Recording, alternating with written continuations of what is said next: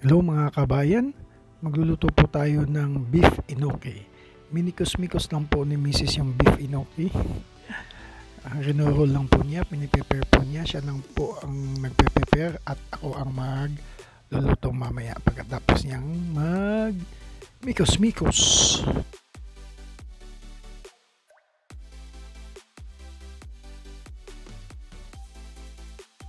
Ayun, natapos na po ni Mrs. ang paggagayak ng beef enoki. Namikos-mikos na po niya. At susunod naman ngayon, ipe-prepare po natin yung ating tubig sa isang maliit na bowl.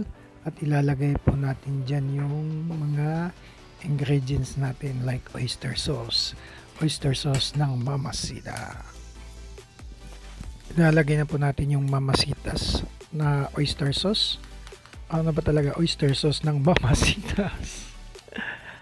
Ayan po. Tapos, imikos-mikos na din po natin yan. Mga kaibigan, imikos-mikos po natin yan.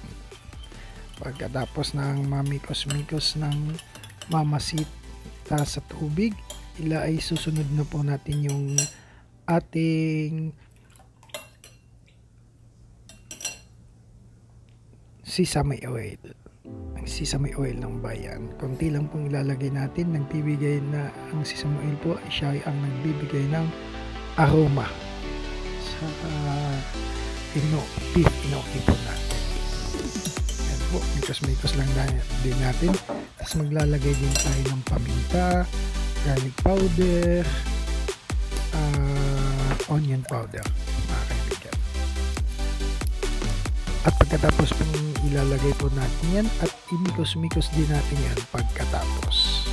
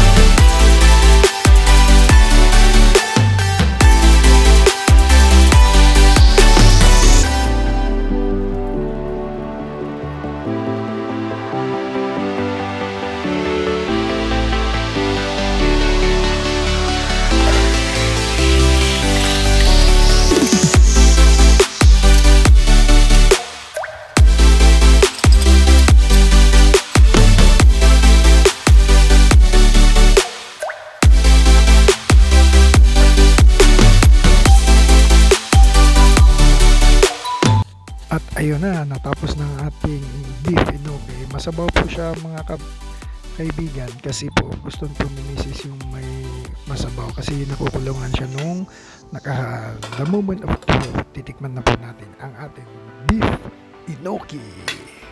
Nam nam na po.